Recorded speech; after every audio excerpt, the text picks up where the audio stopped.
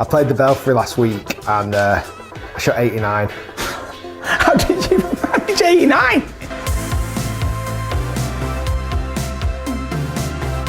In case you're wondering, this is an acoustic blanket, and that's why the audio quality sounds so good to you right now. This is the golden voiced Asian, aka Big Boy Pants Golf, coming to you live right out of the Vegas area. Not the bad part, the good part, the part with golf courses. Now let's get into this episode. It's another one focusing on Rick Shields, who 2 months ago just took a lesson from Dan Whitaker. That YouTube video is titled, "I'm Getting Better at Golf!" #vlog1. Breaking news! Rick isn't actually getting better at golf. In this episode, Rick's instructor Dan Whitaker decides that Rick's wrists are the issue. Cupping and bowing.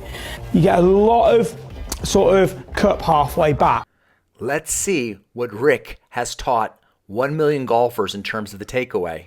All I want you to do with this left wrist or the top hand is just slightly create some hinge. So what you're doing in terms of the hinge is not doing anything for your game. It's actually making you really inconsistent. So now Dan points out that Rick has a weak left-hand grip. Is Dan going to recommend that Rick fixes it?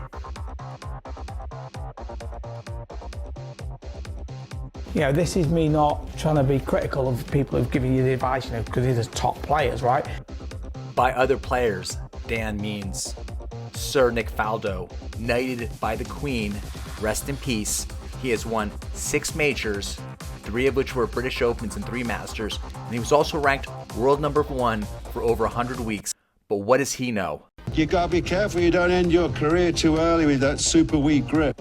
In this video, I'm going to show you how to hold the golf club. But you've always had a slightly weak grip. I know it is weak, isn't it? Oh, you're gonna hurt yourself. It's not a weak grip. Yeah. I know, this video is pumping and should be nominated for MTV's Golf YouTube Video of the Year. The only thing that can make it better is if I had the rights to the Trainspotting soundtrack, which I don't. Anyway, as you can see from that awesome montage I just put together, Rick knows how to teach the proper grip. Your once, twice, 3 times a golf grip instructional video series. Has had multiple people tell him he has a weak grip, whether you consider it super weak like Nick Faldo or slightly weak like his coach Dan Whitaker. It's an issue. And when Rick Shields fixes other people's swing, here you can see Erik Anders Lang getting his grip diagnosed as weak. Number 1, left hand grip. It often is. Is it a weak grip? Weak grip.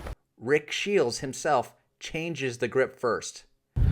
So I'd like to tweak the grip, and it is only a tweak. So let's see what Dan Whitaker decides to do, knowing that Rick Shields has a weak grip, and knowing that Rick knows that he has a weak grip, and presumably Dan Whitaker watches Rick Shields' show and has watched the Erik Anders Lang episode and knows that Rick corrected Erik Anders Lang's grip. Do you correct the grip and then build a swing around a good grip? Or do you build your swing around this weak grip that Rick Shields has that, as Nick Faldo points out, I should say Sir Nick Faldo, he's earned it, it's going to end up hurting you.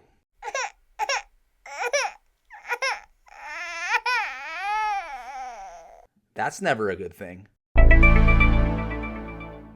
Dan Whitaker, in fact, doesn't change Rick's grip.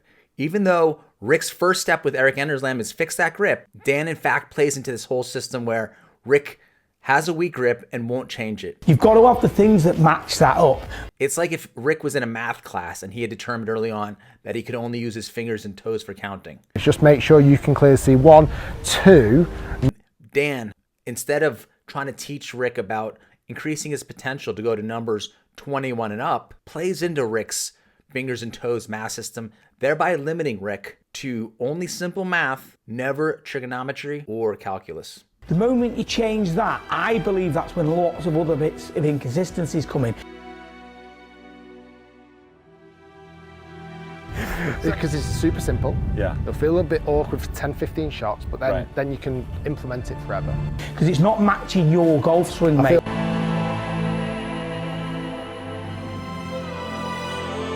It feels harder for me when I go strong grip. I don't think you should ever go strong. I think you've just got to match the rest of the moves in your swing.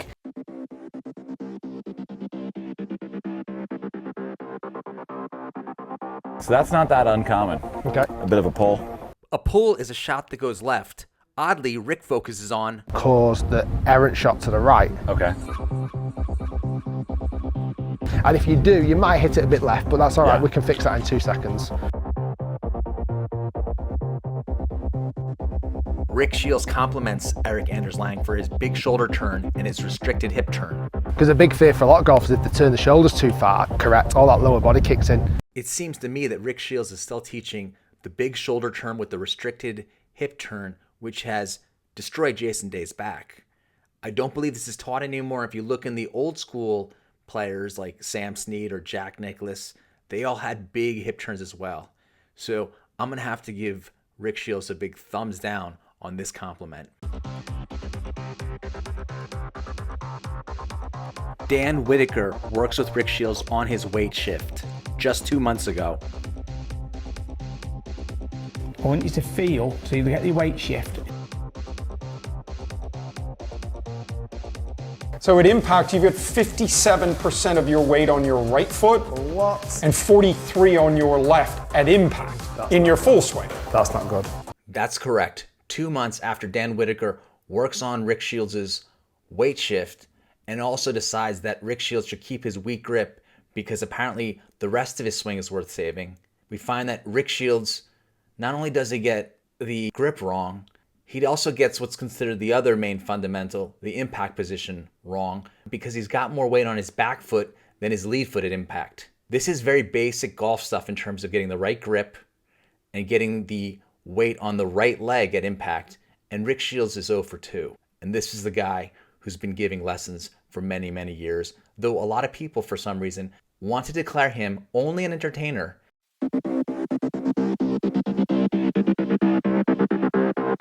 And not a golf coach, and basically ignore the fact that he taught at Trafford Golf Center and also opened his own academy, Quest Golf Academy, with Peter Finch. How many swings has this guy ruined? What's your best estimate? Get in the comments section.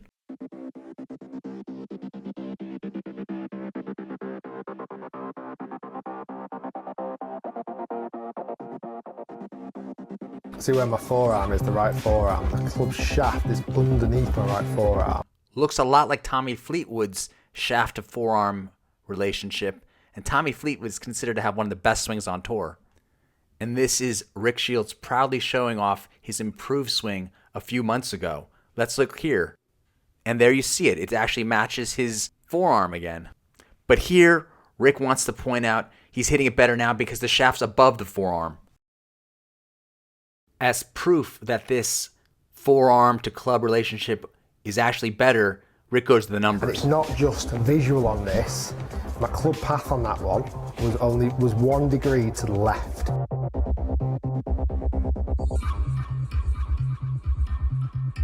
The number that Rick should have pointed out is the face angle, which is only minus 0.6 degrees, and that's why the ball went so straight. My club was moving 1 degree to the left, which resulted in an unbelievably straight shot, and that's what we want to see a bit more of. Ever since the TrackMan came out, the new ball flight laws came out as well. Note that this is David Ledbetter discussing the new ball flight laws 7 years ago. I was sort of brought up on the old ball flight laws, and we now know, obviously, that the face plays such an important role in the initial starting direction that the ball takes off on. Rick Shields fanboys, what say you? Is it just me, or does it seem like Rick Shields just making up stuff as he goes along and really doesn't understand the golf swing at all and hasn't bothered to update his knowledge as the times have changed? And before all you Rick Shields fanboys start commenting about how Rick Shields has so many subscribers, yada yada, let's not forget that Prince Harry was popular one time too.